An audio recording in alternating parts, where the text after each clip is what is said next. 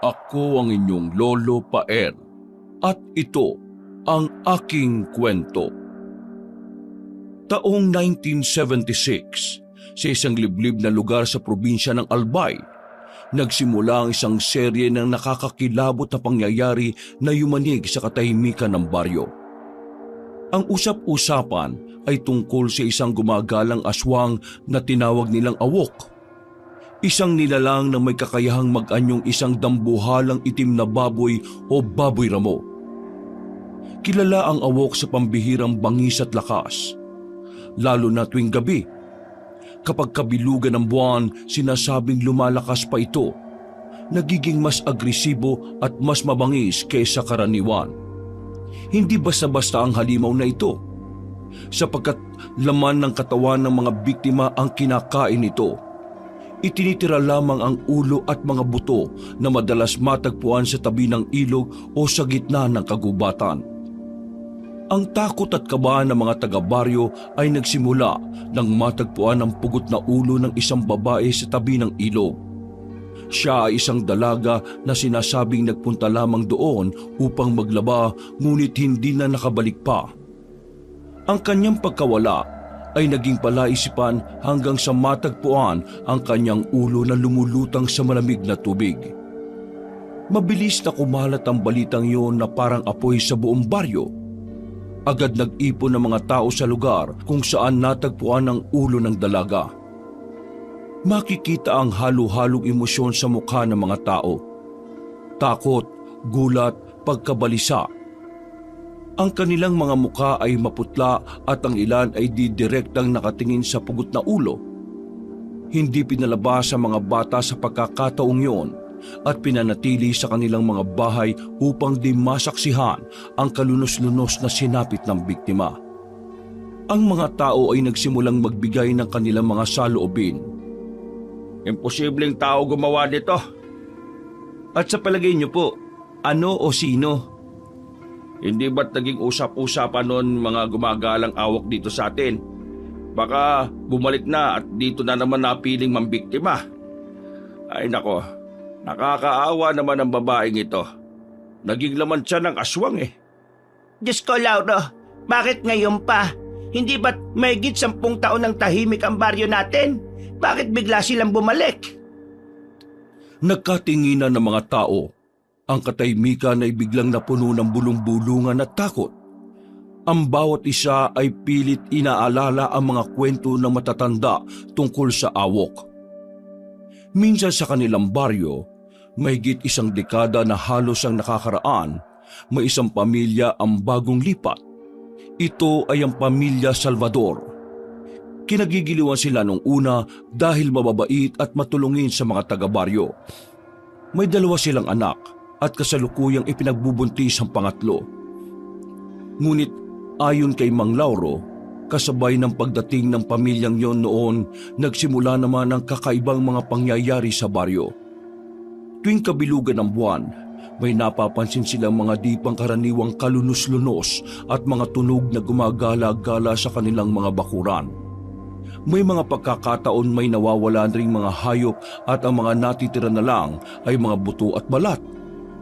Isang gabing maliwanag ang buwan, nagpasya si Mang Lauro at ang ilan pang kabataan na magbantay malapit sa bahay ng mga Salvador. Sa kanilang pagmamatsyag, natuklasan nila ang tinatagong sikreto ng pamilyang yon. Isang malaking baboy ramo ang lumabas mula sa loob ng bahay ng mga ito. Ang hayop ay mas malaki sa karaniwan nilang anyo. Mapupula ang mga mata at mabilis na kumilos. Nagbantay pa sila doon hanggang sa makita nila na bumalik sa bahay na yon ng baboy bago sumikat ang araw. Doon nila napagtanto na ang pamilyang Salvador ay mga awok. Agad na kumalat ang balita sa buong baryo. Bagamat walang direktang ebidensya maliban sa nakita nila Mang Lauro, sapat na ito para magdulot ng takot sa mga tao. Dahil dito, pinatalsik ang pamilya Salvador sa baryo. Pinakiusapan nila ang mga tao na bigyan sila ng pagkakataon, ngunit hindi sila pinakinggan. Ang mga ito ay napilitang lisanin ang lugar at lumipat sa ibang bayan. Ilang araw lang ay nabalitaan ng mga taga-baryo na sa nilipatang lugar ng mga ito ang sunod-sunod na pagkawala ng mga tao. Sa kalaunan, isang grupo ng mga magsasaka ang umano'y nakapatay sa kanila. Sa palagay niyo po ba, may kinalaman pa rin ito sa mga nangyari noon, Mang Lauro? Abay, may posibilidad yan.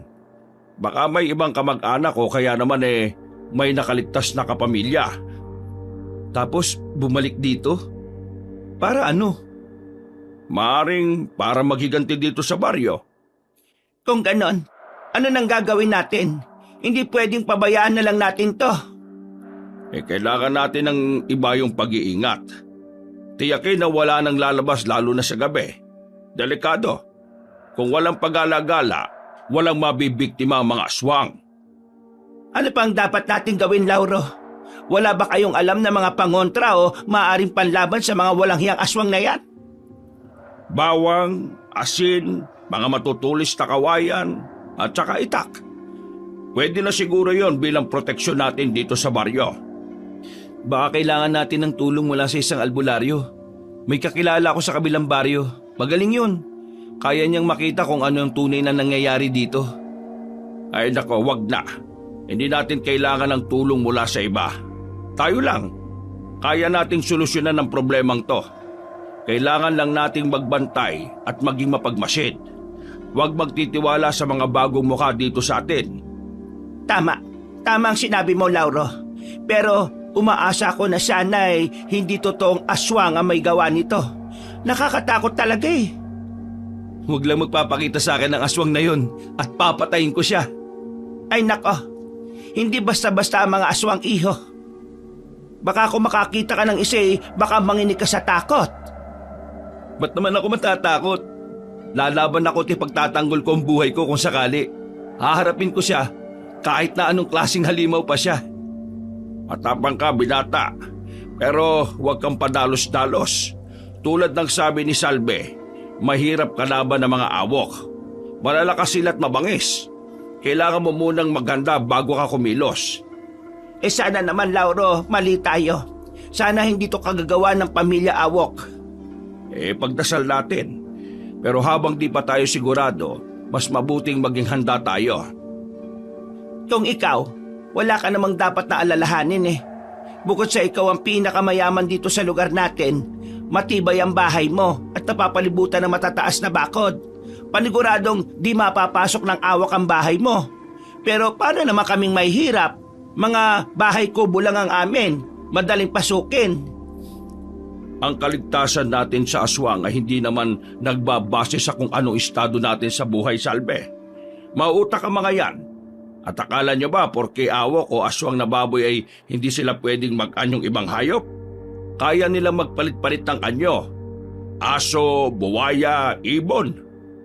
Kaya wag nating maliitin ang kakayahan nila. Mas mabuti nating gawin sa tuwing sasapit ang gabi. Wala na munang lalabas, lalo na kapag bilog ang buwan.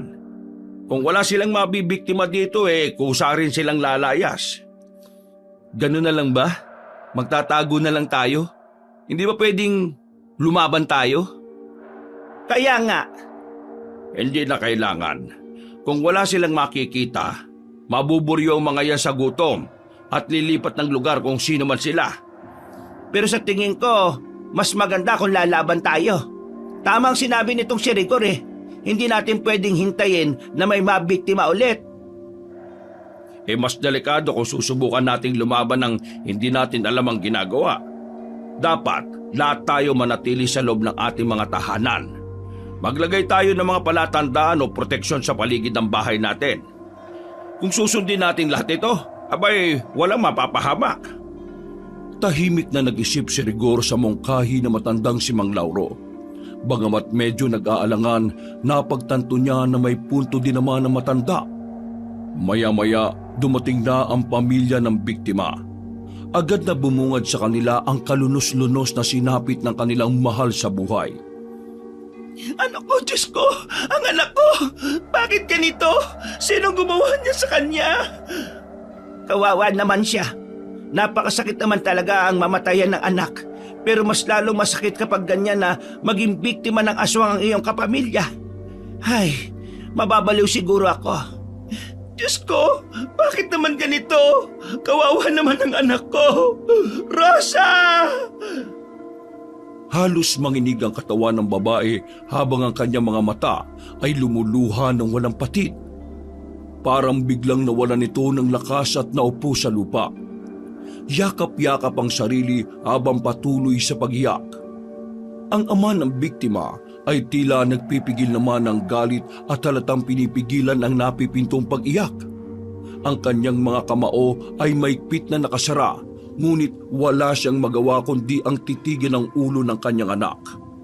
Ang kanyang mga labi ay nanginginig, tila gustong sumigaw, ngunit walang salita na lumalabas. Makikita ang matinding sakit na nararamdaman sa pagkawala ng kanyang mahal. Ang ilan sa mga tao roon ay napayuko at parang hindi kayang panoorin ng tagpong yon. May ilan na umiiyak din. Ramdam nila ang paghihinagpis at pagdadalamhati ng pamilya. Kawawa naman siya. Napalingon si Rigor sa kanyang tabi nang marinig ang pamilyar na tinig. Gulat na gulat siya nang makita kung sino ang nagsalita. Si Noah, ang bunsong kapatid ng kanyang nobyang si Mildred na 10 taong gulang pa lamang. Nakatayo ito doon, tahimik at nakatingin sa paligid na parabang hindi alintana ang madilim na eksena sa harapan nila. Napansin ni Rigor na ang mga mata ni Noah ay nakatuon sa pugot na ulo na nasa tabi ng ilog. Ngunit sa kabila nito, walang bakas ng takot o pangamba sa mukha ng bata. Sa halip, tila may kakaibang tapang itong nakikita sa mga mata ng bata. Bagay na lalong nagpatindi ng kaba sa dibdib ni Rigor. Oh, Noah, anong ginagawa mo dito? Kuya Rigor? Bakit ka ba nandito? Hindi mo dapat nakikita to eh. Nasa ba ate mo? Nasa may banda po ron sa sulong ng ilog naglalaba. Ako naman po nakikipaglaro kanina sa mga bata kaso pinapasok sila sa mga bahay nila eh. Naiwan ako mag-isa dun sa pinaglalaruan namin.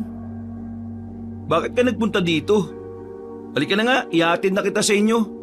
Pambira ka talaga oh. Malalagot ka sa ate mo nito eh. Huwag mo akong isusumbong Kuya Noah. Tumakas nga lang ako sa bahay para maglaro. Ako na lang po uuwi mag-isa. Saka hindi ko naman alam na ganito makikita ko dito eh. Sinundan ko lang naman yung mga tao. Hindi ka ba natatakot sa nakikita mo? Hindi po. Ano? Sige na nga, umuwi ka na. Kuya, parang kilala ko yung babae na yan eh. Parang nakita ko po siya mga ilang araw na yung nakakaraan. Naglalabas siya dito sa ilog. Parang may alam ako siya nangyari. Sandali, shh. Anong sinasabi mo, Noah? Huwag ka magsasalita ng ganyan tungkol sa biktima na yan kung hindi ka sigurado. Halika, mag-usap tayo doon. Baka mamaya may makarinig pa sa'yo. Lumayo ang dalawa sa mga tao. Ano bang nakita mo? Sabi mo nga sa akin. Pero huwag mong lalakasan kasi baka may makarinig sa atin. Nung naglalaba siya sa ilog, may nakita kong lalaki na kausap siya. Lalaki? Namukan mo ba? Nakilala mo? Hindi po Hindi ko po maayos na nakita yung muka. Nakasuot lang po ito ng itim na damit. Saka sombrero. May takip yung mukha niya kuya Tapos panay pa ang lingon. Malikot. Parang may iniiwasan o tinitingnan. Sigurado ka ba sa nakita mo? Opo.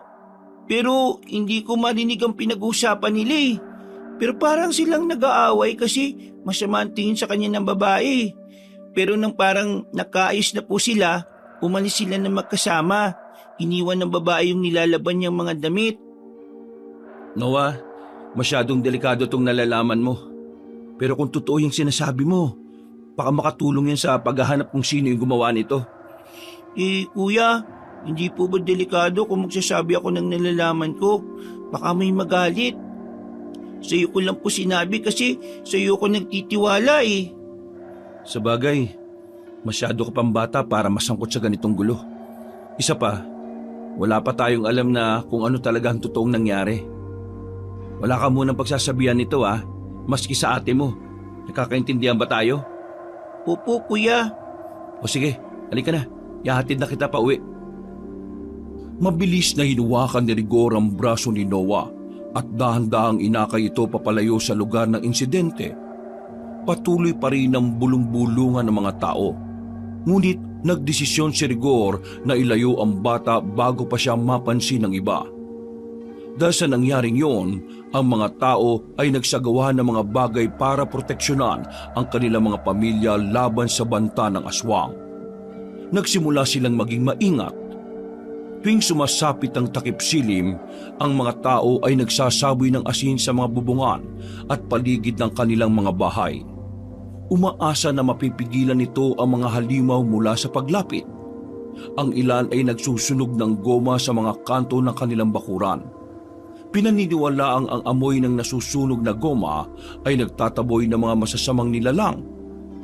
May mga naglalagay ng bawang sa mga pintuan at bintana at pati sa ilalim ng kanilang mga unan. Naniniwala sila na ang malakas na amoy ng bawang ay nakakasira sa pang-amoy ng aswang at magiging hadlang para hindi makapasok sa loob. Makikita rin ang bawat entrada ng mga kabahayan na may nakadikit na walis tingting na nakabaliktad. May ilan ding gumagamit ng espesyal na langis ng niyog na hinaluan ng mga dahon ng halamang may bisa laban sa mga halimaw. Ang langis ay ipinapahid sa mga pintuan at bintana upang maprotektahan ang kanilang mga tahanan mula sa masamang nilalang. Nauso na rin sa baryo ang paggawa ng mga bahay na may silong, mas mataas kesa sa dati. Palagi na rin silang may mga nakahandang mga sibat o gulok na nakalagay sa tabi ng pinto at handang gamitin kapag may aswang na magtatangkang pasukin sila. Subalit sa kabila ng kanilang pagsisikap, muling nabalitaan sa kanilang baryo ang pagkawala ng isang bata. At tulad ng unang biktima, natagpuan nito ilang araw ang nakalilipas sa may tabi ng ilog. Ulo na lang din ang natira at wala nang palatandaan na doon pinatay ito dahil malinis ang paligid. Walang dugo o tirang laman sa lugar kung saan ito natagpuan. Meron din bakas ng kagat sa mukha ang bata. Tila galing yon sa malalaking pangil. Halos mga lahati pa nga ang mukha ng biktima. Wala na talagang kapatawaran ng nangyayaring ito. Pati inosenteng bata, hindi pinatawad ng aswang na yun. Wala nang ligtas sa baryong to hanggat hindi natin nalalaman kung sino ang pumapatay. Tama. Hindi tayo pwedeng tutulog-tulog sa kangkugan. Nako, di ba ikaw naman na nagsabi na magtago na lang tayo sa mga bahay-bahay natin? Epektibo naman, hindi ba? Matagal bago nakapambiktima ang aswang. Baka naman kasi pinabayaan ng magulang ang batang yan, napagala-gala maski gabi na. Ayan, kawawa naman. Ano ngang gagawin natin? Siguro dapat sama-sama na tayo magbantay. Hindi. Kailangan muna nating alamin kung gaano kalakas ang kalaban natin at kung ilan ba sila. Baka mas lalo tayo mapahama kapag maging padalos-dalos tayo. Ano? Ibig sabihin, maghihintay na naman tayo ulit? Hindi na pwede ang ganito, Mang Lauro. Lahat na pwedeng maging target ng halimaw na yon. Ikaw, Lauro, mag-isip ka kung ano ba talaga ang pwede nating gawin. Kailangan na nating umaksyon. Hindi tayo pwedeng maghintay na lang ulit na muling may mabiktima. Sang-ayon ako, Aling Salve. Total, kayo naman ang nakakaalam ng sikreto ng mga Salvador noon.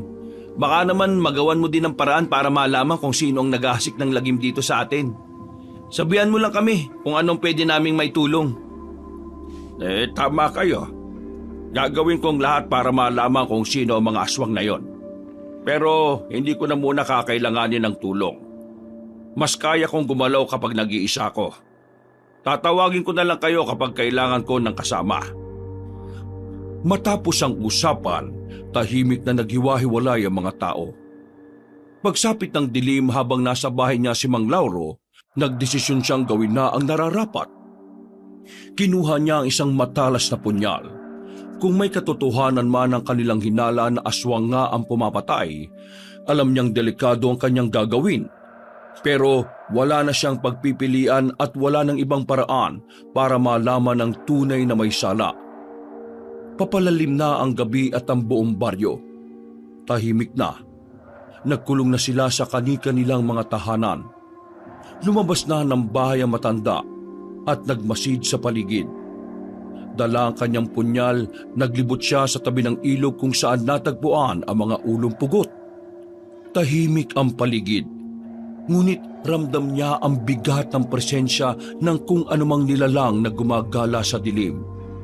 Habang naglalakad, napansin niya ang mga bakas ng paa sa putikang lupa malapit sa ilog. Hindi ito normal na bakas. Malalaki ang hugis at tila nagmumula sa isang hayop. Sinundan niya ang bakas, ngunit bigla itong nawala sa dulo ng isang malaking puno. Napansin niya rin na may kakaibang amoy na nagmumula sa paligid. Amoy ng bulok na hayop. Isang mahinang ungol ang kanyang narinig mula sa likod ng puno. Agad siyang nagtago at patuloy na nagmasid. May nakita siyang lumitaw na kakaibang hayop mula roon. Pero hindi naman ito umalis doon, parang may kung anong kinakain. Nang silipin niyang mabuti, isa itong malaking itim na baboy na may matatalim na pangil. Mapapula ang mga mata na parang nagliliwanag sa dilim. Muling naikubli ang baboy sa katawan ng malaking puno. Nawala na din ang tunog na parang ngumangasab. Marahil ay tapos na itong kumain. Ngunit ang amoy ng dugo at ang mabahong amoy ay nanatili sa hangin. Ilang sandali pa ay nakarinig siya ng mga yabag na papalayo. Wala naman siyang nakitang naroon kaya maingat niya itong sinundan. Hindi na niya pinansin ang takot at kaba na nararamdaman niya ng mga oras na yun. Mas nanaig ang kagustuhan niya na malaman ang katauhan ng aswang. Habang sinusundan niya ang yapak, napansin niyang unti-unti itong nagbago. Ang mga bakas ng malalaking paa na tulad ng isang dambuhalang baboy ay naging hugis paa na ng tao.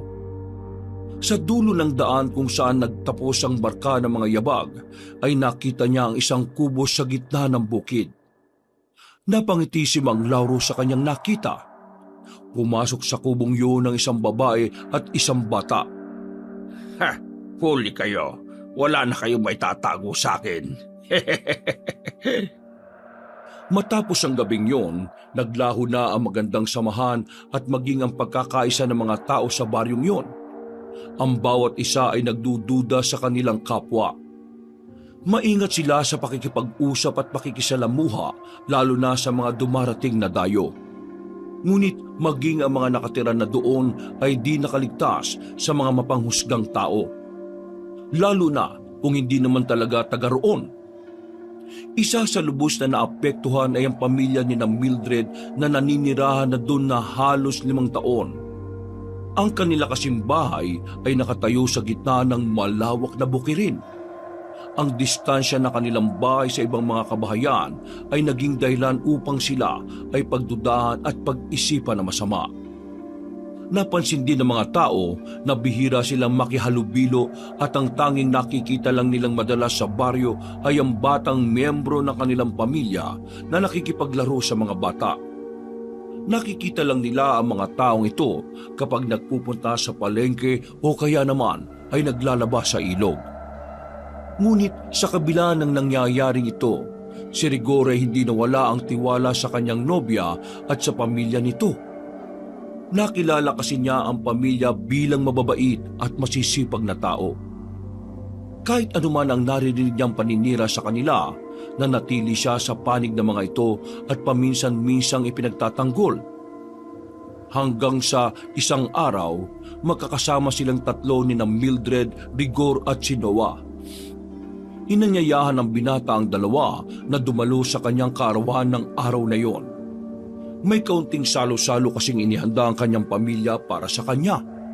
Ngunit hindi naging maganda ang pagtanggap ng ilang tao sa magkapatid nang dumating sila. Maging ang mga magulang ni Rigor ay ilag at tila iniiwasan ng magkapatid. Kuya Rigor, di ba birthday mo to? Oo, bakit? Ba't parang ang lungkot? Parang wala ako nakikitang tao nang ngumingiti. Tapos, parang kanina pa nila kami tinitingnan ni Ate Mildred ko eh. Ayaw po ba nila sa amin? Noah, ano bang sinasabi mo? Huwag ka nga maingit, baka marinig ka nila. May masabi pa silang hindi maganda sa atin. Sinasabi ko lang naman ate kung ano yung nakikita ko eh. Bakit sila ganun makatingin sa atin? Saka bakit para silang umiiwas? Oo nga Rigor. Napansin ko na rin yan kanina pagdating namin. Ay nako, wag niyo na lang silang pansinin, no? Tungkol ba ito sa mga nangyayaring patayan dito sa baryo? Parang gano'n na nga. Ang mga tao ngayon dito lahat pinaghihinalaan eh. Nag-iingat lang ang mga tao. At isa kami sa pinaghihinalaan nila. Kaya iwas sila sa amin, ganun ba? Hayaan nyo na lang.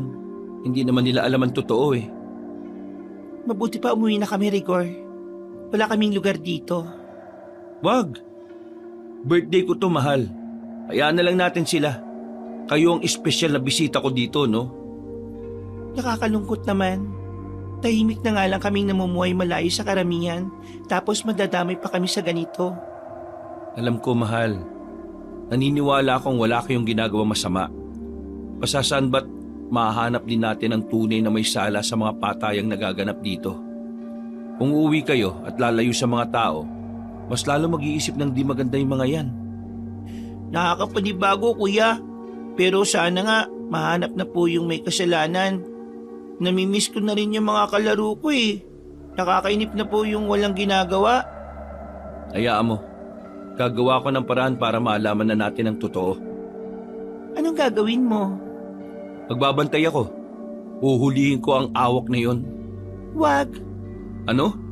Baka mapahamak ka. Ayoko may mangyaring masama sa iyo eh. Wala namang masamang mangyayari sa akin. Mag-iingat ako. Pero wala ka namang sapat na kaalaman tungkol sa pagsukpo sa mga ganong klase ng nilalang. Mga awok, Rigor, hindi sila basta-basta. Malalakas sila at mababangis. Hindi sila madaling kalaban. Kaya nga, Kuya Rigor, tama si ate. Alam ko. Pero hindi naman pwedeng magsawalang bahala na lang tayo, di ba? Kayo at yung ibang dayo dito ang naapektuhan sa mga nangyayari. Kawawa naman yung mga walang kasalanan, nadadamay. Bakit naman kasi sa dinami-rami ng pwedeng pamugaran ng aswang, dito pa sa baryo natin? Kaya nga eh. Pero wala naman tayong magagawa kung ganun ang tingin ng mga tao sa amin. Basta, wag lang sanang mangyari na direkta kaming pagbintangan dahil wala naman kaming ginagawang masama eh. Huwag ka mag-alala, mahal. Akong bahala sa inyo. Di ko kayo pababayaan. Ayan ate, buti na lang talaga meron kang si Kuya Rigor. Wala na tayong dapat na ikatakot. Oo naman, no? Ay nako, madaldal ka talaga. Ang mabuti pa, tara na, doon sa may lamesa, kumain na tayo. Maraming inihanda si nanay na pagkain para sa mga bisita. Ayun naman talaga gusto ko sa iyo, kuya eh. Tara na ate. Sayang, mukhang masasarap pa naman ang handa nila. Abay, masarap talaga, no? Magugustuhan nyo yan. Meron po laman loob, kuya. Anong laman loob? Ang ibig sabihin ni Noah, baka yung putahe na may laman loob. Paborito kasi niya yun eh. Oo, meron. Parehas pala tayo ng paborito eh. Kaya pala magkasundo tayo. Ang kaarawan ni Rigor ay nagmistulang pista dahil sa dami ng pagkaing inihanda. Sa gitna ng mahabang lamesa ay makikita ang iba't ibang putahe. Mainit na lechon na may malutong na balat, malaking kaldero ng kare-kare na may kasamang bagoong, pritong manok na bagong hango sa mantika, at pansit na sagisag ng mahabang buhay.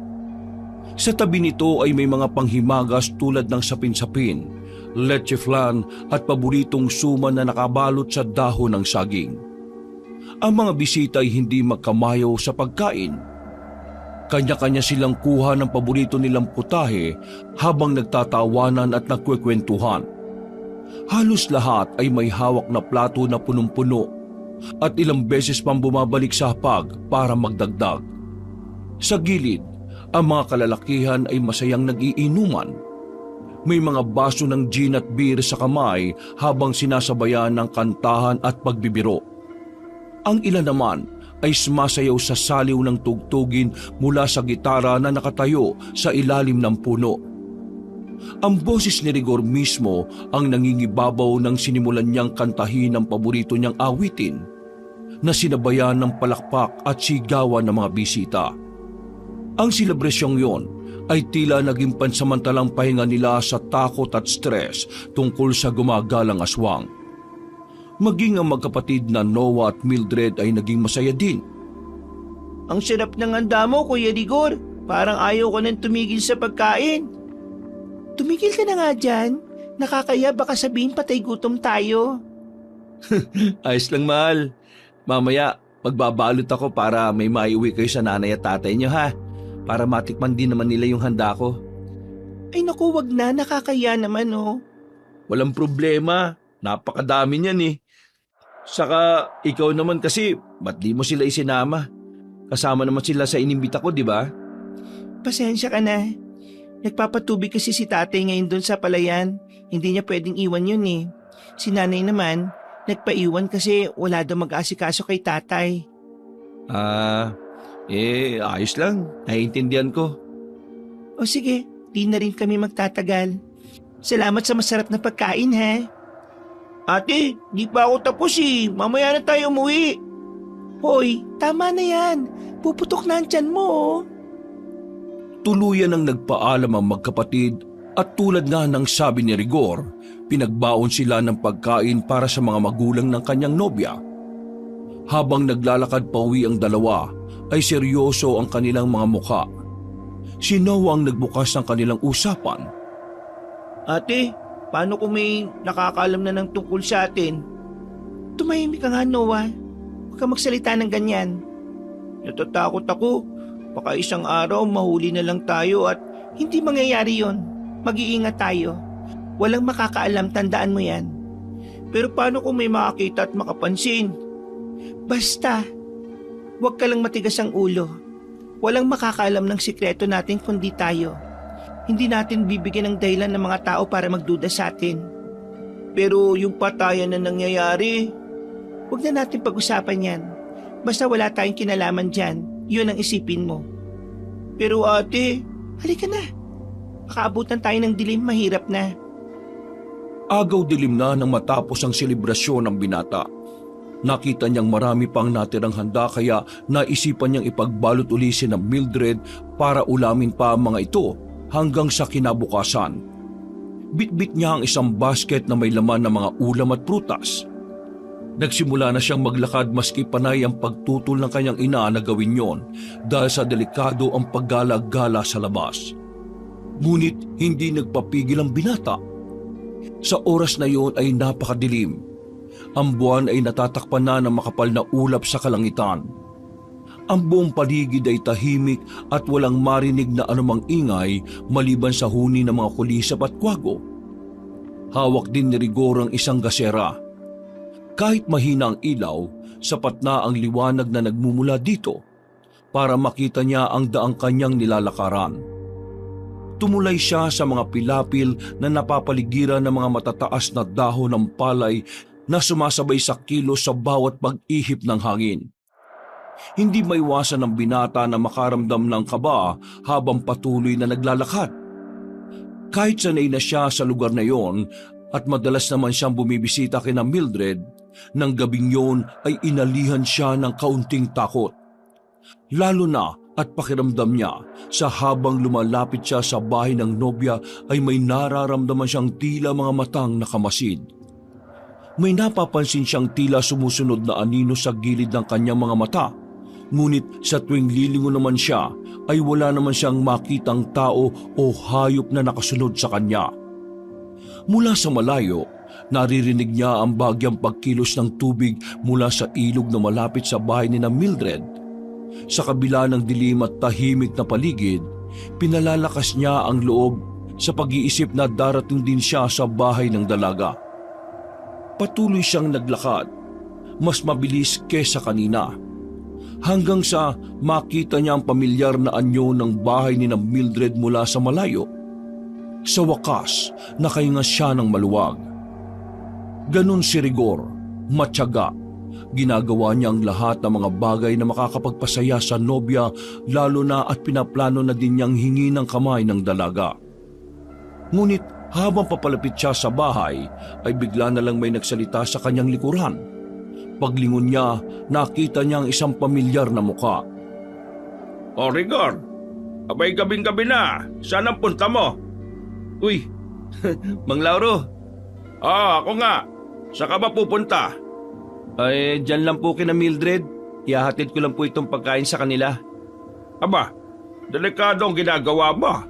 Hindi porket birthday mo pagbibigyan ka ng aswang kapag nakasalubong mo. Kayo naman, Mang Lauro. Hayaan niyo na po. Kapag naman may awak dyan nakahanda naman ako. Dala ko yung itak ni Itay. Di naman ako papayag na maging hapunan lang ako ng kung anong hayop na pwede kong makasalubong Nasabi mo lang yan kasi nga di ka pa talaga nakaranas na may makaharap na aswang. Mainam pa umuwi ka na. Bukas mo na lang dalhin niya sa nobya mo kapag may araw na. Naku, salamat po sa pag-aalala niyo pero ayos lang naman ako. Wala po kayong dapat na alalahanin. Desisyon ko pong pumunta dito ngayong gabi. Magulang ko nga po hindi ako napigilan Ha? Ganun ba? Kayo ho, ano hong ginagawa niyo dito? Saan kayo pupunta? Kina Mildred din ba? Ay hindi. Nandito lang ako at kagagaling ko lang sa bukirin ko at tinignan kanina yung mga aanihing kamatis at kamote. Hindi ko na natansya ang oras at inabot na ako ng dilim Mabuti pa nga ho kung gusto nyo. Samahan nyo na po kung ihatid dito tapos sabay na tayong umuwi mamaya. Nako, hindi na. Mas nagiging delikado ang gabi ng palalim. Kung ako sa iyo uuwi na rin ako. Ay sige na, maiwan ka na dyan. Napailing na lang ang lalaki habang pinapanood ang ginagawang paghakbang ng matanda sa mga pilapil. Nagpatuloy siya sa paglalakad hanggang sa makarating siya sa mismong bakuran ng mag-anak. Sa tahimik na gabing yon ay nakita niya ang kanyang nobya na palakad-lakad sa bakuran at hindi mapakali. Paikot-ikot ito at tila may hinahanap na mahalaga. Ang kanyang mga mata ay nakatingin sa malayo na parabang may hinihintay. Sandaling nagtago si Rigor sa likod ng isang puno at tahimik na pinanood ang kanyang nobya. Pinigilan niya makagawa ng anumang klase ng ingay. Anong ginagawa niya? Paminsan-minsan ay napapatingala si Mildred at kapansin-pansin ang pagiging balisa nito. Napansin pa nga niyang nagpahid ito ng luha sa kanyang mga mata. Doon na nagdesisyon ng lalaki na magpakita. Mildred, anong ginagawa mo? Anong? Rigor, bakit ka nandito? Naisipan ko lang na dalang ko kayo ng dagdag na pagkain. Madami kasing natira pa kaya... Bakit ka nandito? Sinabi ko na sa'yo, huwag kang pumunta dito nang hindi nagsasabi. Oh, bakit ka nagagalit? Gusto ko lang naman na maihatid itong pagkain Saka gusto kitang makita. Masama ba yun? Hindi mo naintindihan Di ba't delikado ang pag-alagala sa gabi? Saka hindi to magugustuhan ni nanay at tatay. Yung bigla mong pagpunta rito. Baka kung anong isipin nila lalo na tayong dalawa lang nga nandito sa bahay namin. Ha? Wala sila? Saan sila nagpunta? Hindi pa sila umuwi Kasama ang kapatid mo? Oo, makakasama sila. Nag-aalala na nga ako kung nasa na sila Kaya di ako mapakali. Tapos yan, dumagdag ka pa. Mabuti pa umalis ka na at baka maabutan ka pa ni tatay dito.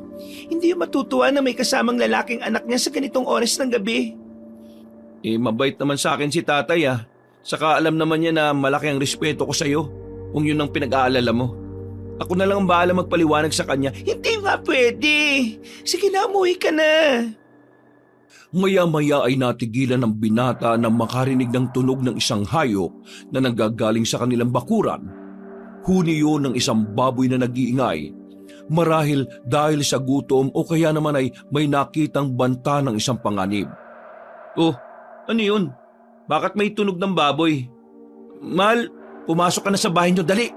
Baka yung awok yun, delikado. Inilabas nito ang dalang itak mula sa kanyang tagiliran at inihanda ang sarili sa laban. Manda ka sa akin ngayong awok ka. Tumigil ka. Huwag kang pupunta dyan sa likod. Oh, bakit? Basta huwag kang pumunta dyan. Umuwi ka na kasi. Napakasama mo naman sa akin. Birthday ko pa pero sinusungitan mo na ako. Hindi mo kasi naiintindihan, Rigor Umuwi ka na. Bukas na lang tayo mag-usap. Bakit? May tinatago ka ba sa akin? Ano? Bakit ayaw mo akong papuntahin sa likod? Posibleng baka awok yung naririnig ko eh.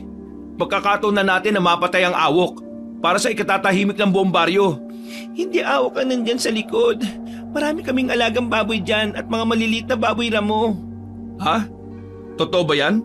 Hindi ako magsisinungaling sa iyo, Rigor. Kaya lang kita pinauuwi dahil delikado nga. Bakit ba ang kulit mo? Oy, sige na. Aalis na ako. Pero tanggapin mo muna tong pagkain na dala ko. Sayang naman yung pag-aabala ko kung di mo yan tatanggapin. Saka pwede bang pumasok ka na sa loob ng bahay nyo? Baka mapahama ka pa dito sa labas eh. Oo, sige na. Salamat. Pagkarating ni Rigor sa kanilang bahay, agad siyang sinalubong ng kanyang ina, si Aling Nita, na halatang nag-aalala at galit na galit. Hindi pa man siya nakakapasok ng pinto, ay mabilis siyang hinablot nito sa braso. Saan ka ba galing? Aray ko, Nay. Ang sakit naman ng pagkakahablot niyo sa braso ko. Ang tanong ko, sagutin mo. Saan ka nang galing?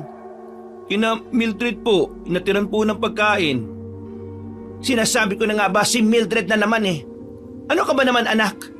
Ano bang hindi mo naintindihan sa sitwasyon ngayon, ha? Di ba't sinabihan ka na nga nila na huwag kang lalabas kapag ganitong oras? Bakit ang tigas ng ulo mo? Ano ba naman yan, Nay? Nagalit na nga sa akin si Mildred, pati ba naman kayo? Nagalit sa iyo ang babaeng yon? Nay, Mildred po, may pangalan siya. Gamitin niyo naman. Ay naku, wala akong pakialam sa pangalan ng babaeng yon, Rigor. Ang iniisip ko lang ay ang kaligtasan mo. Kung bakit naman kasi gabing-gabi na nakikipaglandian ka pa. Pagsabihan mo yung babae na yan, ha? Kung pwedeng magpaturo siya ng magandang asal sa nanay niya para malaman niya na hindi magandang tingnan na gabi ay nagpapapunta pa siya ng lalaki sa bahay nila. Nay, hindi naman po ganun ang nangyari. Kusa po ako nagpunta doon at di po niya ako pinilit. Sandali nga po, bakit bang init ng dugo niyo kay Mildred? Huwag niyo sabihing maski kayo eh. Oo, sasabihin ko sa iyo, wala akong tiwala sa pamilya nun. Hindi mo ba alam na usap-usapan na dito sa baryo natin na yung pamilya ng nobya mo ay may kinalaman sa mga Salvador? Kaninong bibig niyo naman narinig yan? Hindi na importante kung kanino. Basta ang gusto ko sana, anak, makipaghiwalay ka na sa babaeng yon. Hindi sila mapagkakatiwalaan. Baka nga totoong sinasabi ni Mang Lauro na kaya sila bumalik dito para maghiganti dito sa baryo. Nakausap niyo po si Mang Lauro? Oo, kanina. Nakausap namin siya ng tatay mo. Siya nga ang nagsabi na nagkita kayo sa bukid. Nasaan si tatay? Ayun, sinundan ka. Ha? Paanong sinundan? Hindi ko naman siya nakita o nakasalubong sa bukid. Imposibleng sumunod doon si tatay. Kanina pa yun sumunod sa'yo. Pagkagaling dito nung matanda, umalis na siya. Dapat nakasalubong ko man lang siya kung talagang nagpunta siya doon. Diyos ko, ano ba itong nangyayari? Huwag naman sanang mapahamak ang tatay mo. Diyan na muna kayo. Hahanapin ko lang po si tatay. Lalabas ka na naman? Huwag na. Pabalik na rin siguro yun dito. Antayin na lang natin. Mas lalong dodoble ang pag-aalala ko sa inyo kung susunod ka pa doon. Ay, ano ba namang klaseng pagpapahirap to? Nay, patawad po kung napag-alala ko kayo. Alam mo, mabait kang anak, Rigor. At alam ko rin na mahal mo si Mildred. Pero sana isipin mo rin ang kaligtasan mo. Anong gagawin ko kung may masamang mangyari sa'yo? Pwede ba? Huwag mo na itong uulitin, ha? Sige po. Hanggat di pa humuhupa ang pananalaki ng aswang dito, susundin ko na po kayo. Patawad po ulit. Hinabukasan habang tahimik na naghahanda ng agahan si Aling Nita, nakarinig siya ng malakas na katok sa kanilang pinto. Nagdulot ito ng matinding kaba sa kanyang dibdib, lalo't hindi nakauwi ng maaga ang kanyang asawa. Agad niyang binuksan ang pinto. Bumungad sa kanya si Aling Salve at mga kasama nito. May masamang balita kami. Huwag ka mabibigla, Nita. Biglang natigilan ng ginang nang marinig ang sinabing yun ni Manang Salve. Matinding kaba ang agad niyang naramdaman at tila ayaw na niyang marinig ang susunod na sasabihin nito. Samantala, narinig naman ni Rigor na may mga dumating kaya lumabas na siya ng kanyang silid para tingnan kung dumating na nga ba ang kanyang ama. Ano ho ba ang nangyari? Nagpalitan ng tingin ng mga tao. Halatang hirap silang sabihin ng kanilang nalaman. Magsalita kayo! Anong sadya nyo dito? Nakita namin sa ilog ang pugot na ulo ng asawa mo. Pasensya ka na. Parang gumuho ang mundo ni Aling Nita sa narinig. Napaupo siya sa isang bangko. Nanginginig at tuloy-tuloy ang pag-iyak. Si Rigor, na narinig ang usapan, agad na lumapit sa may pintuan. Hindi niya magawang paniwalaan ang masamang balita. Manang Salve, sabihin niyo sa akin, nagbibiro lang kayo, di ba? Ikinalulungkot ka. Maaari nyo na siyang puntahan doon. Hayop, magbabayad sa akin yung aswang na yan. Hindi ko mapapalampas ito. Aalamin ko kung sino ang may gawa nito. Naghalo ang galit at lungkot sa puso ni Rigor. Hindi niya matanggap na iyon ang sinapit ng kanyang ama. Nais niyang hanapin ang mga salarin at magiganti. Subalit si Aling Nita, sa kabila ng kanyang pagdadalamhati, ay pilit na pinigilan ng anak. Ayaw niyang may mangyaring masama pa kay Rigor. Banayad pa lamang ang sikat ng araw sa labas, ngunit tila nakakapaso na yon para kay Rigor. Nasisilaw siya dahil sa mga luhang nagbabadyang pumatak sa kanyang mga mata habang papalapit sila sa ilog kung saan natagpuan ang ulo ng kanyang ama.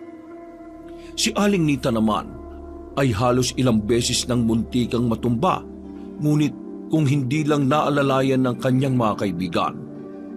Nanginginig ang katawan nito at ang bawat takbang ay tila napakabigat para sa kanya. Nang makarating sila, ay ganun na lamang ang panlulumo ng dalawa nang makita ang pugot na ulo. Halos wala na itong kulay dahil sa labis na maputla. May timang labi at ang kanyang mga mata ay mulat at tila naiwan ng takot na ekspresyon sa kanyang mukha. Nakanganga din ng bahagya ang kanyang bibig na animoy na gulat at may kinatakutan. Diyos ko, Dora! Anong ginawa nila sa iyo? Tay, sino may gawa nito sa inyo? Sino ang may kayang gumawa ng ganitong klaseng kalupitan? Anong kasalanan mo para danasin ng ganito? Diyos ko, anong gagawin namin ngayon? Pinatay nila ang asawa ko! Kung sino ka mang hayop ka, umanda ka! Isinusumpa ko, hahanapin kita maski saan ka pa magtago! Anak, wala nang tatay mo! Ano? Isa ba sa atin dito ang gumawa ng ganitong karumal-dumal na krimen? Sino sa inyo kaswang, ha? Huwag na huwag kang papahuli sa akin dahil papatayin kitang hayop ka! Hindi ako titigil hanggat hindi nakakamit ng mga naging biktima mo ang hustisya! Magbabayad ka! Tama na, Rigor. Emosyonal ka lang sa ngayon. Kalamayan mong loob mo at baka mapano ka naman. Wala akong pakialam kung ano man ang mangyari sa akin. Tay, Diyos ko, ako may kasalanan nito eh. Tay, patawad. Patawarin mo ako. Anak, tama na! Hindi, Nay. Kasalanan ko to eh. Sinundan niya ako kagabi para masiguro kaligtasan ko. Kasalanan ko to, Nay.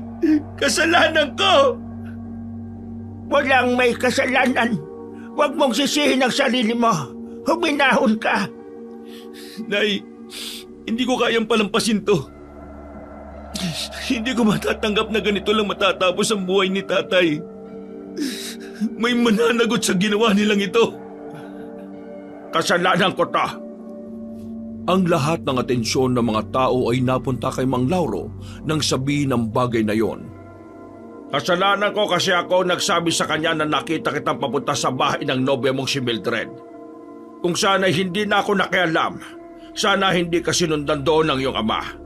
Sana nabanggit ko din sa kanya na may nakita akong malaking baboy na pag-alagala doon sa bukid. Sa palagay ko ay ahwak ang baboy na yon. Dahil nakita ko na malaki ito at may namumulang mga mata. Bakit hindi mo sinabi yan? Nagkasalubong tayo noon pero wala kang sinabi sa akin na may nakita ka palang aswang.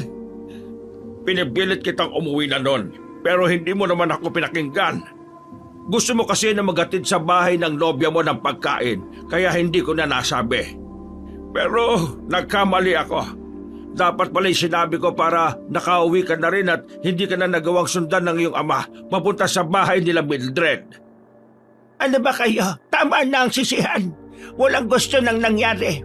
Kailangan natin umisip ng paraan para maayos natin ang lumalalang problemang ito. Tama ka, Manang Salve. Pasensya na ho, Mang Lauro, pero di na ako mananahimik at magtatago sa loob ng bahay. At hahayaan ang mga aswang na yan na balutin ang katatakutan nitong baryo natin. Pero delikado yan. Wala tayong alam sa pakikipaglaban sa aswang. Wala nga tayong alam, pero ang mga itak natin at sibat, may magagawa kung sama-sama tayo. Tutugisin natin yung hayop na awok na yan. Kinagabihan, tahimik na nagtipo ng mga tao sa lamay ng ama ni Rigor. Sa pagkakataong yun, maski may banta pa rin ng aswang, ay kampante ang mga tao na walang mangyayaring masama ng gabing yon dahil nakabantay na ang mga tanod at ilang kalalakihan sa paligid. Sa loob ng bahay, makikita ang nakasaradong kabaong ng yumao at sa tabi nito ay nakaupo si Rigor. Nakatungo at tila malalim ang iniisip. Sa kalagitnaan ng lamay ay dumating ang pamilya ng kanyang nobya. Nang makita ni Rigor si Mildred at ang buong pamilya nito, ay blanko ang naging reaksyon niya. Kapansin-pansin naman ang pag-iwas at paglayo ng mga tao nang dumating ang mga ito. Lumapit si Mildred kay Rigor. Mahal, nakikiramay kami sa pagkamatay ng tatay mo. Umugong ang bulungan ng mga tao at ramdam ni Rigor ang biglang pagtaas ng tensyon sa paligid. Anak, bakit mo sila pinapunta rito? Ramdam ng binata na hindi gusto ng kanyang ina ang presensya ng kanyang nobya, pero hindi niya kayang itaboy ang mga taong wala namang ginawang masama at nagpunta lang para makiramay. Tinatanong kita, Rigor. Hindi ba't sinabi ko sa iyo na ayaw kong makita yung mga yan dito? Aling Nita, may problema po ba? Bakit po ganyan kayo magsalita sa amin? Hindi ka naman bigay, di ba? Ayaw kitang makita dito. Umalis na kayo! Pero, hindi po kami nagpunta dito para gumawa ng gulo. Nandito po kami para makiramay. Kung may problema kayo sa amin, aalis na po kami. Pasensya na po. Ano? Kumusta? Nabusog ba kayo sa katawan ng asawa ko? Kailan kayo titigil sa pamimerwisyo dito sa baryo namin? Ho? Ano pong pinagsasabi niyo? Nagmamangmangang ka pa? Sinundan ng asawa ko si Rigor na magpunta siya sa inyo at hindi na siya nakabalik. Pinagbibintangan niyo po ba kami na kami ang pumatay sa asawa ninyo? Bakit naman ho namin gagawin yon? Huwag niyo po kaming siraan sa harap ng maraming tao. Wala po kaming kasalanan sa nangyari sa kanya. Sa tingin mo maniniwala ko? Walang kriminalang umamin sa kanya kasalanan. Wala ko kami kinalaman sa nangyari sa kanya. Bakit ko naman papatayin ang tatay ng nobyo ko? Kasi alam mong hadlang kami sa inyo. Yon ang motibo mo. Kasi sinisiguro mo na mapapasayo ang anak ko kasi gusto mong umahon sa putikan, hindi ba? Ano pong sinasabi niyo? Hindi po totoo yan. Ilusyonada! Agad na umalma ang magulang ni Mildred nang marinig ang masakit na salitang yon mula sa nanay ng nobyo ng kanilang anak. Ngunit nagpigil sila ng galit dahil nirerespeto nila ang bangkay.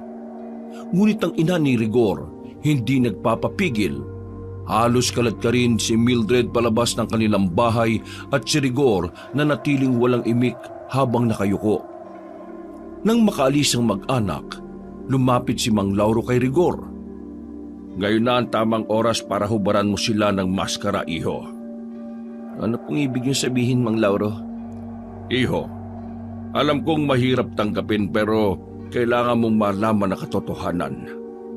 Ang pamilya ng nobyo mo, sila ang aswang sa bayan na ito. Tama na po!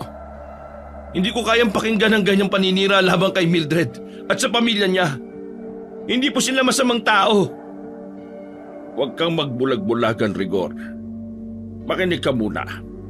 Hindi ako lumapit sa iyo para manira. Gusto ko lang iligtas ka bago pa mahuli ang lahat. Hindi totoo sinasabi niyo! Kilala ko si Mildred. Mahal ko siya at alam kong hindi niya kayang gawin ang ganyang bagay. Tigilan niyo na po ang pagkakalat ng kasinungalingan. Umunahong ka. Hindi tayo pwedeng mag-usap dito sa harap ng mga tao ng ganyan. Mag-usap tayo sa mas tahimik na lugar. Huwag mong hayaang kainin ka ng emosyon mo, iho. Bagamat nagdadalawang isip, napilitan si Rigor na sumama sa matanda. Lumayo sila mula sa lamay at tuminto sa isang madilim na sulok ng bakuran. May mga bagay na hindi mo alam tungkol sa pamilya ni Mildred. Marami na akong narinig at nakita sa tagal ko dito sa baryo. Ang sinapit ng ama mo, sigurado ko na sila ang may kagagawan. Ano niyo naman po nasisiguro na sila ang may kagagawan? May pruweba ka ba? Iho, huwag mong maliitin ang kakayahan ko. Baka nakakalimutan mo 10 taon na ang nakakaraan. Ako ang nakatukla sa sikreto ng mga Salvador noon. Ang kanilang pagiging aswang. At sa oras na ito, ngayon sinisiguro ko na tama na ulit ako. Tahimik na napaisip si Rigor, ngunit hindi pa rin niya nagawang tanggapin ang mga paratang ng matanda. Kung hindi ka naniniwala sa akin, gawin mo ang sinasabi ko. Mag-obserba ka. Sundan mo sila ngayon at makikita mo ang sikretong itinatago ng pamilyang yan. Hindi ko gagawin yun. Bakit? Natatakot ka ba? O ayaw mo lang talagang malaman? Paano ang hustisya sa pagkamatay ng tatay mo? Akala ko ba gagawin mo ang lahat para doon? Gagawin ko yun. Pero makinig ka, iho. Sinasabi ko sa iyo ang bagay na ito kasi ayokong magaya ka sa tatay mo. Isa lang ang hiling ko. Alamin mo ang totoo. At huwag kang magdalawang isip na tuparin ang pangako mo. Bigyan mo ng hustisya ang kanilang mga naging biktima. Maliwanag ang buwan ng gabing yon, kaya hindi na nagdala ng kanyang gasera si Rigor. Naglakad siya papunta sa bahay ni Mildred. Patutunayan ko sa matandang yan na nagkakamali siya sa pagpaparatang sa pamilya ng nobya ko. Nag-ingat siya sa pagsunod. Naabutan pa niya ang mga ito na nasa kanilang bakuran. Tila nag-uusap ng masinsinan. Naririnig niyang ipinapayo ng mga magulang ni Mildred na makipaghiwalay na sa kanya upang magkaroon na sila ng katahimikan at di na masali sa gulo ng baryo ang kanilang pamilya. Nagkubli siya muli sa likod ng isang malaking puno at nakinig sa kanilang pinag-uusapan. Paminsan-minsan din siyang sumisilip. Pero gumiginhawa na rin ang kanyang pakiramdam dahil wala pa naman siyang nakikitang kakaiba o masamang nangyayari. Maya-maya ay tumahimik sila. Nakarinig siya ng tila sakong hinihila. Sumilip si Rigor. Pagtingin niya ay may nakita siyang may hinihilang sako ang ama ni Mildred. Inutusan niya ang magkapatid na ibaon daw ang laman noon sa lupa habang madilim pa at wala pang nakakakita. Pagpunta ng mga ito sa likod ng kanilang bahay, sumunod si Rigor. Doon na siya nagtaka. Dahil minsang nabanggit ng kanyang nobya na may alaga silang baboy pero wala naman siyang nakita maski isang hayop sa likuran. Patuloy pa rin siyang nagmasid. Gutom ka na ba, Noah? Oo, ate. Hindi ko pa nga tinitiis ang gutom ko. Kaso, ayaw ko lang magreklamo kasi baka pagalitan na naman ako nila nanay at tatay. Mabuti naman at mabait ka na ngayon. Alam mo naman ang sitwasyon natin ngayon, di ba? Hindi ka pwede magpagala-gala kaya kung ano man ang nandito, yun lang muna ang pagtiyagaan mo. O sige na, kumain ka na. Sa sandaling yon, napanganga si Rigor sa kanyang nakita. Si Noah, ang inosenteng mukha, ay biglang nagbago. Unti-unting humaba ang kanyang panga at lumaki ang kanyang nguso.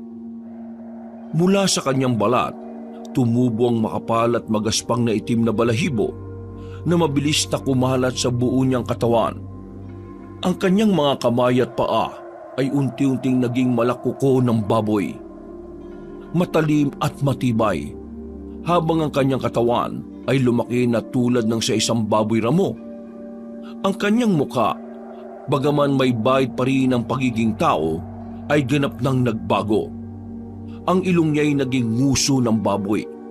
At sa bawat pagngisi, lumilitaw ang matatalim na pangil. Hindi makapaniwala si Rigor. Si Noah na itinuring niyang isang nakababatang kapatid ay nagbago ng katauhan at naging aswang. Isa siyang awok, isang aswang na baboy.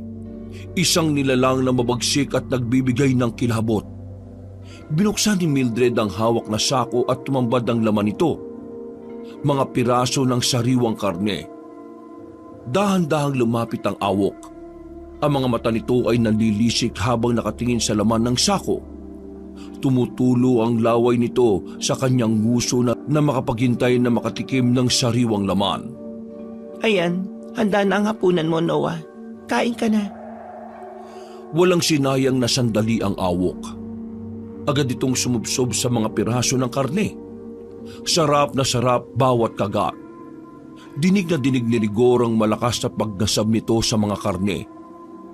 Ang dugo mula sa mga karne ay tumulo sa bibig ng awok. Umagos pababa sa kanyang leeg.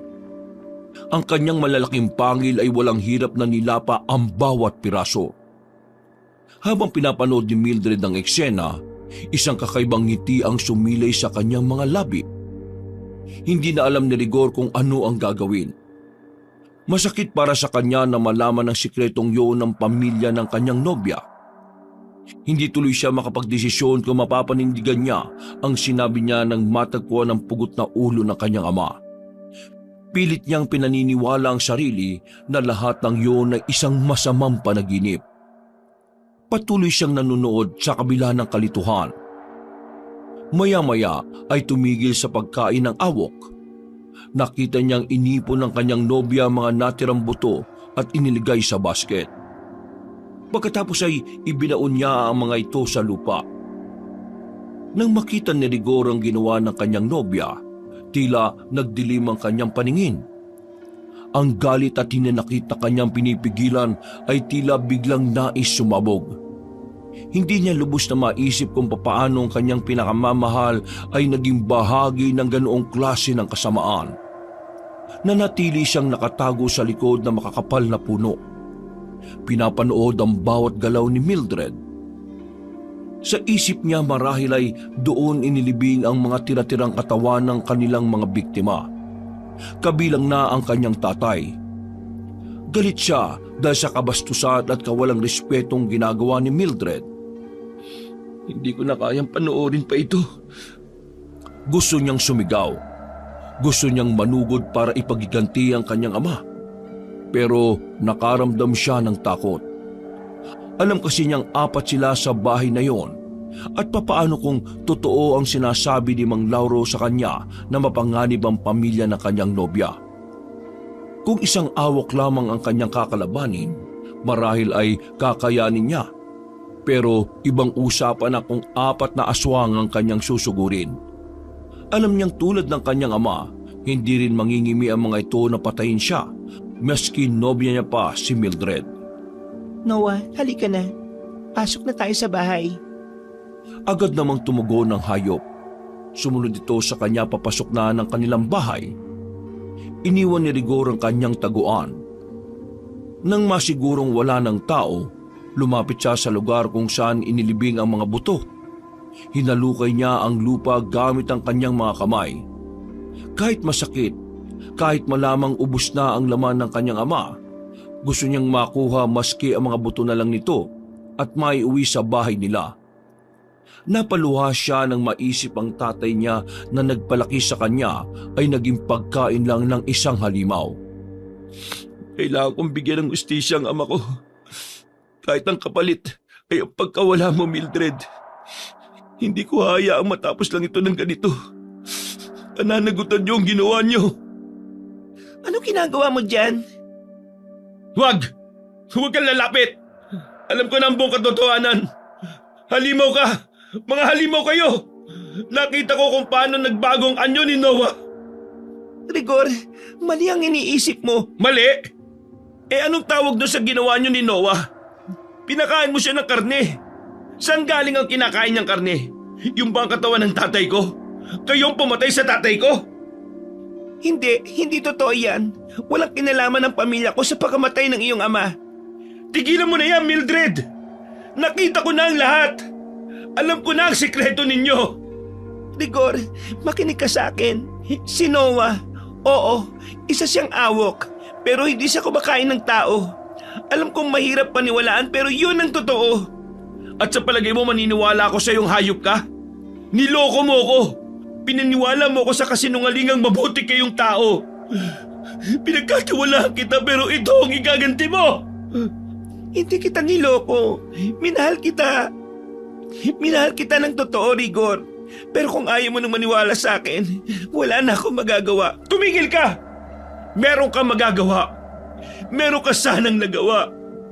Pero bakit? Bakit ang tatay ko pa? Wala kami kinalaman sa pagkamatay niya o na kahit na sino sa baryong to. Yan ang totoo.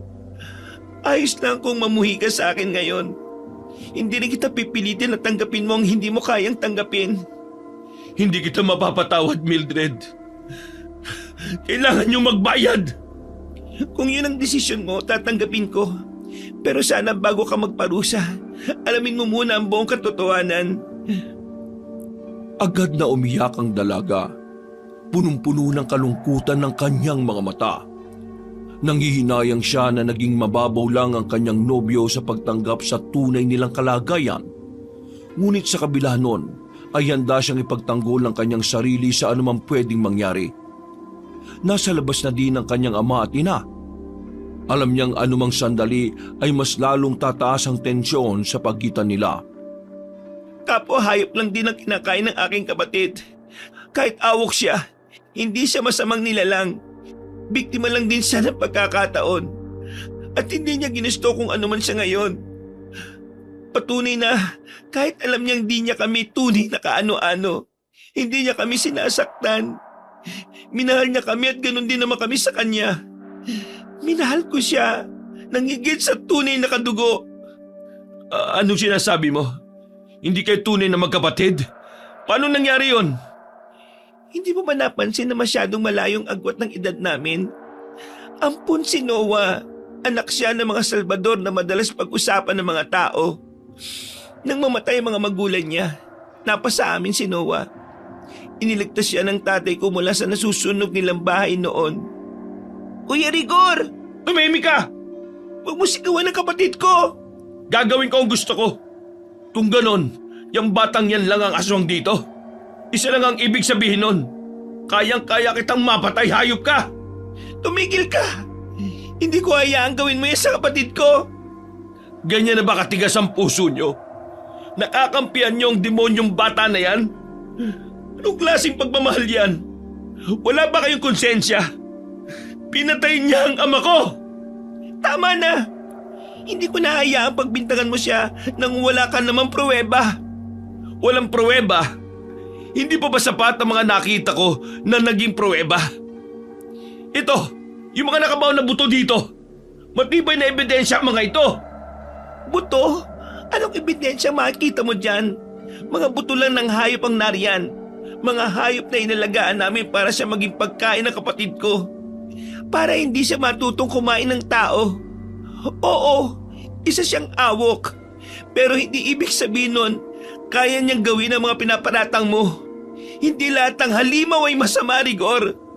Dahil minsan, kung sino ba ang mukhang anghel, sila ang tunay na demonyo. Ang galing. Kapani-paniwala. Pasensya ka na, pero halimaw pa rin yun. Kampun pa rin yan ng demonyo. At kahit sinong tao, hindi matatanggap ang isang halimaw. Kami, nagawa namin siyang tanggapin. At inaasahan mong maniniwala ko sa'yo? Anong pagi ko? Mabuti pa umalis ka na.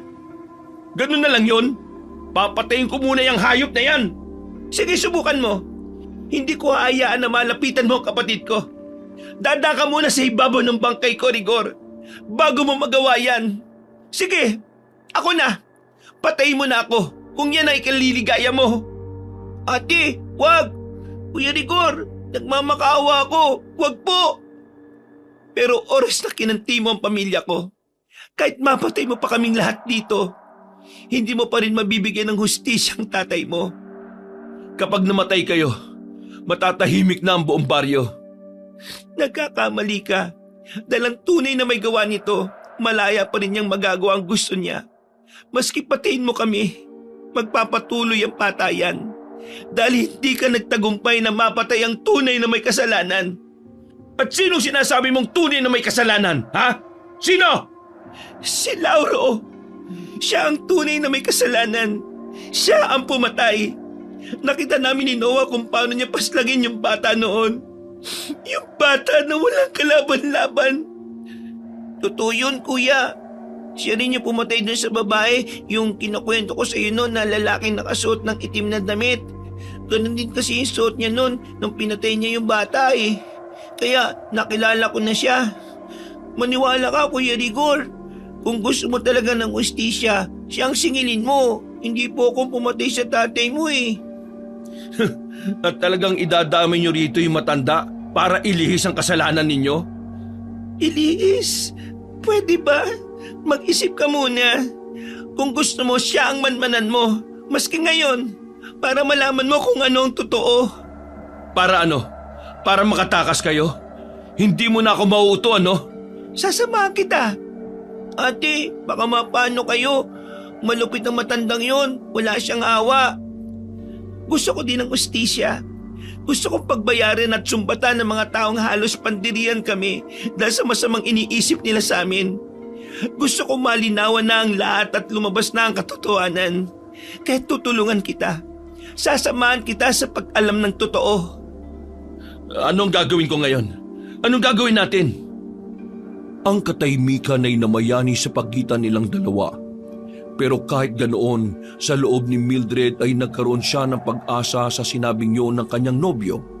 Dahil ibig sabihin noon ay binibigyan na siya ng pagkakataon nito na malinis ang kanilang pangalan. Nagpunta silang dalawa sa bahay na matanda. Ang bahay na ito ay napapalibutan ng matataas na pader at sa tuktok ng bakod ay may nilagay na matatalim na bakal na tila sadya upang pigilan ng sino man na pumasok ng walang pahintulot. Paano tayo makakapasok dyan? Maghihintay tayo ng isang pagkakataon. Mapapasok natin ang bahay na yan. Maya-maya ay may nakita silang gumalaw na anino mula sa dilim. May nakita silang tao na tila hirap na naglalakad. Ang lalaki ay nakasuot ng purong itim at nakatikip ang mukha. Halos malaki ang kanyang mga mata nang makita kung ano ang bitbit ng taong yun. Isang babae at mukhang wala na itong buhay. Nang pumasok sa loob ang matanda, naiwang nakabukas ang tarangkahang yun. Sinamantala naman ito ng dalawa. Nakapasok sila sa loob. Sa harap ng bahay, may isang malaking bakanting espasyo na tila isang puo kung saan maaaring magtipon-tipon ng maraming tao. Ngunit sa pagkakataong yon, ang lugar ay walang ibang laman kundi ang isang napakalaking buwaya na nakahiga sa gitna. Ang presensya ng hayop na yon ay parang nagbigay ng matinding babala sa sino mang malapit sa bahay. Agad na nagtago ang dalawa at siniguro na hindi nila magagambala ang buwayang yon. Anong ginagawa ng malaking buwaya dito sa bakuran niya? Hindi ko pa alam. Maya-maya ay muling lumabas si Mang Lauro. Ano? Gutom na ba ang alaga ko? Ang buwaya naman ay nagsimulang gumalaw. Unti-unting iniangat ang mabigat na katawan nito na parang tumutugon sa tinig na matanda. Kain na. Alam kong gutom ka eh. Siguradong magugustuhan mo ito. Napakasariwa niyan.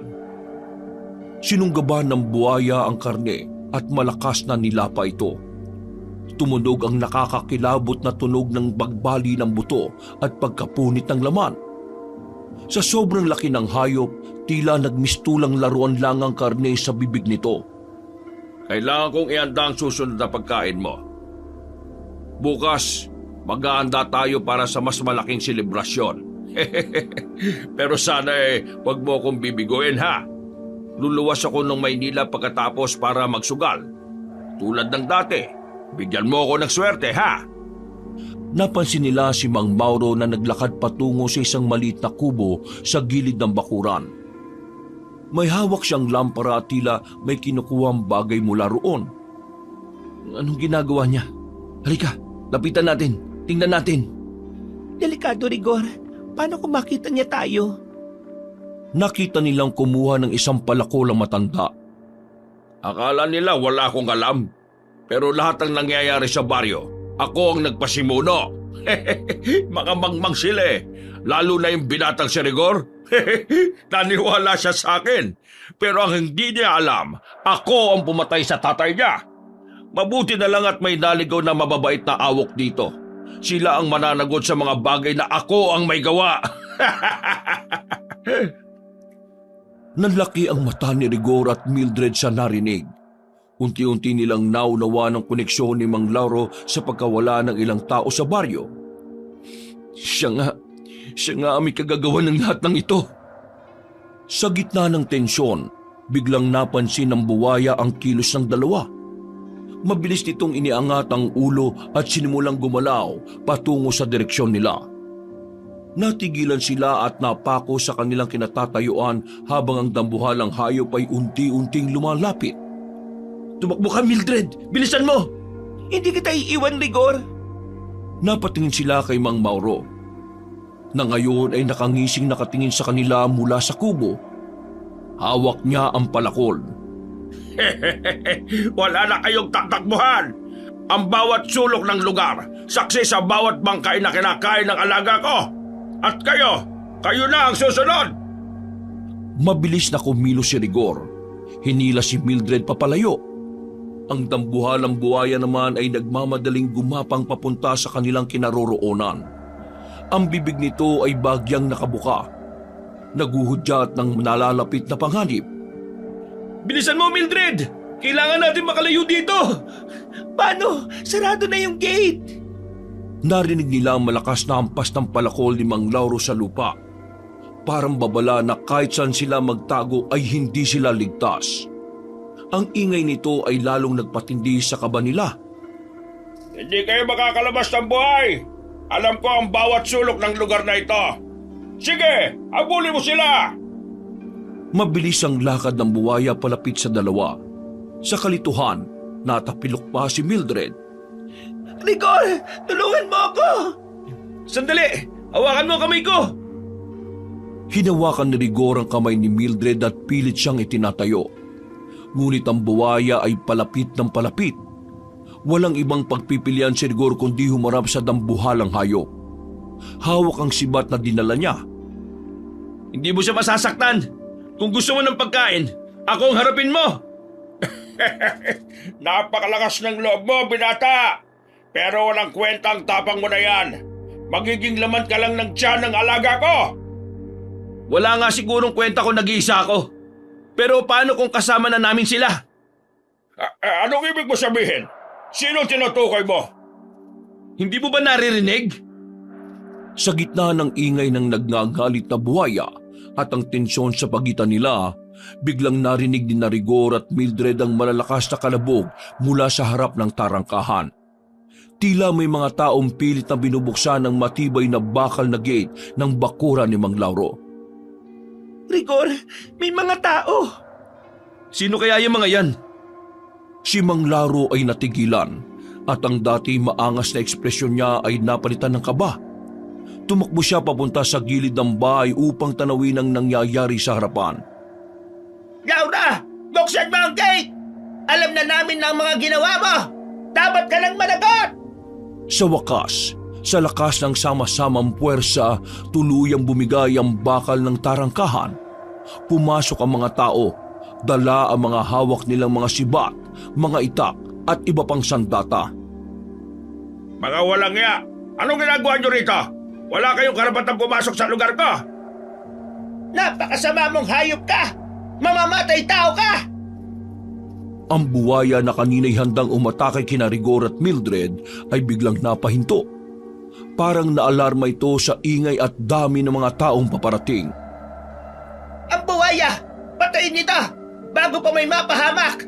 Hetong si Rigor! Mag-iingat kayo! Huwag kayong basta-basta lumapit! Napakalakas ng hayop na yan! Habang nagkakagulo, mabilis na kumilos si Rigor at Mildred. Hinawakan ni Rigor ang sibat niya ng mas mahigpit at pumwesto upang protektahan si Mildred.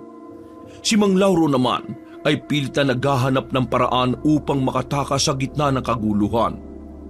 Hindi niyo ako mahuli! Nagpatuloy ang kaguluhan habang sabay-sabay na hinaharap ng mga tao ang buhaya at si Mang Lauro. Sa wakas, tila nagkaroon ng pag-asa si Rigor at Mildred na ang matagal na nilang kinatatakutan ay matatapos na. Wala ka nang pupuntahan, Mang Lauro. Tapos na ang paghahari mo sa lugar na ito. Hindi niyo ako matatalo. Hindi niyo alam kung ano kapangyarihan ng hawak ko. Hindi ko na kailangan malaman pa ang lahat, Mang Lauro. Ang importante ngayon ay ang pagtatapos ng lahat ng kasamaan mo. Wala ka nang matatakbuhan. Napapaligiran ka na namin. Pwede pa akong makaligtas. Hindi pa huli ang lahat. Nakita ng lahat ang biglang pagbabago nito ng anyo. Nagkaroon siya ng pakpak at handa ng lumipad. Ngunit bago pa siya makalipad, nabaril siya sa binti ng isang lalaki mula sa grupo ng mga tao. Si Mang Lauro ay nalaglag, nahulog sa lupa at hindi na makagalaw. Isang aswang si Mang Lauro na nag-aalaga ng isang buwaya. Tinutok ng mga taong kanilang mga armas kay Mang Lauro at kanila itong pinaslang. Rigor, tapos na. Tapos na ang lahat. Oo, tapos na. Hindi na mag-aasik ng takot si Mang Lauro sa lugar na ito. Ang mga tao, sinunog ang katawan ni Mang Lauro kasama ang kanyang alagang buwaya. Mildred, mahal, patawarin mo ko. Wala yon. Naintindihan ko. Pero ngayon nakamit mo na ang hustisya para sa tatay mo. Maaari bang humiling? Ano yun? Yung sikreto namin. Wala akong alam sa sikreto niyo, Mildred. Halika na, hatid na kita sa inyo. Ba't mo pa ako ihatid nandito sila nanay at tatay? Sila nga ang nagsumbong sa mga tao hindi ba? Kaya nandito sila. Kahit na, ihatid pa rin kita sa inyo para makahingi ako ng tawad kay Noah. Natapos na ang gulo. Wala na ang banta ng aswang. Wala na ring sikretong dapat pang mabunyag. Sa huling makikita ang dalawa na magkahawak kamay habang pauwi sa bahay ni na Mildred. At ang mga tao umuwi ng masaya dahil alam nila na ang kalbaryo ng kanilang lugar ay tapos na. Pwede na silang magsimula ulit nang walang kinatatakutang anumang masamang banta. Wakas!